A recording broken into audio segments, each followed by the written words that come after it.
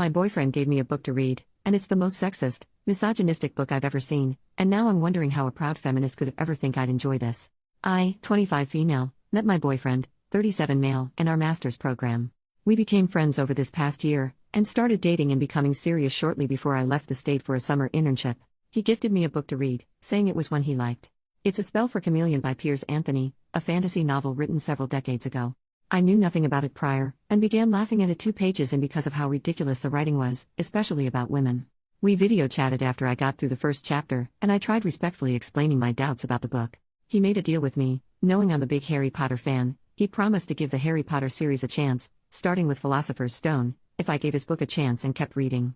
This rocked my world, and I had a sudden burst of motivation. I'm on chapter 3, and I cannot stand this book. It is one of the most sexist and misogynistic texts I have ever had to read, and it honestly makes me feel like crap. Not to mention it's just poorly written all around, painfully spoon-feeding obvious symbolism, and excessively throwing in fantasy creatures and concepts that do nothing for the plot. The protagonist is a complete dillhole that I could not care less about, and as a reader, I don't want to follow him or anything in the fantasy world of Xanth.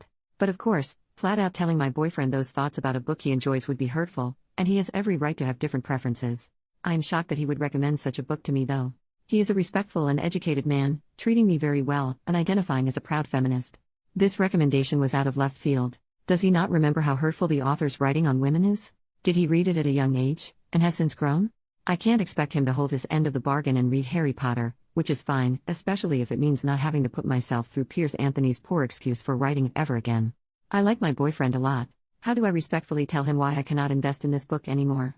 It's important to me that he realizes the negative messages being suggested, but I want to do this without insulting his taste or making him feel at fault. Edit to add why the book is horrible. Example 1. I like beautiful girls, he said. And I like smart girls. But I don't trust the combination. I'd settle for an ordinary girl, except she'd get dull after a while. Sometimes I want to talk with someone intelligent, and sometimes I want to, he broke off. Her mind was like that of a child, it wasn't really right to impose such concepts on her. Example 2. That's the point, he said. I like variety. I would have trouble living with a stupid girl all the time, but you aren't stupid all the time. Ugliness is no good for all the time, but you aren't ugly all the time either. You are variety. And that is what I crave for the long-term relationship, and what no other girl can provide. Example 3. All women are the same inside. They differ only in appearance and talent. They all use men. Example 4. That whole rope trial in chapter 3. Example 5. Other girls manage to enhance their appearance by cosmetics or padding or specialized spells, but besides Sabrina all other females look somewhat artificial. She was no enemy. This was the PG. 2 example I mentioned. Example 6, there was much more of her he longed to see, and to touch, but that could come only after marriage. She was that sort of girl, and it was part of her appeal. The girls who had it didn't need to put it on casual display. PG. 3. Update 3 days later. I went through every comment, and took them all into consideration. Thank you all for your thoughts. We video chatted the other night, and the topic came up.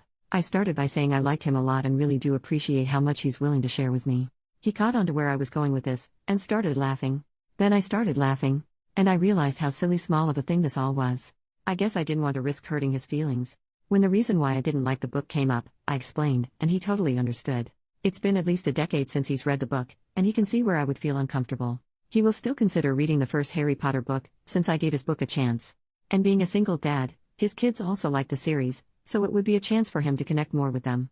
I ended by saying that I hope this doesn't discourage him from sharing more things he likes. He said, if anything, it encourages me to find more that you'll appreciate. Cue heart flutters. New update 8 years later. Hi.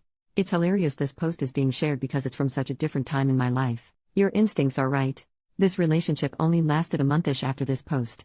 I took an opportunity to live and study abroad for a few months, and it was clear that he didn't want anything that deep, dodged any conversation that required vulnerability, didn't like that I wasn't always 100% perky, etc. I also had a rough breakup before this, and wasn't making the best judgment calls when it came to dating. I could have caught a few more things about him that give similar concerns now as this book recommendation then.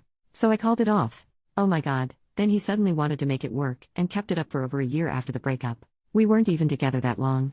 He would text me as if we never ended, and I would shut it down. He eventually stopped, but I still get occasional notifications on LinkedIn that he viewed my profile. I'm now happily married to someone my age. Not knocking appropriate relationships with age gap, I'm good friends with a couple who are 12 years apart, but I dodged a bullet, folks.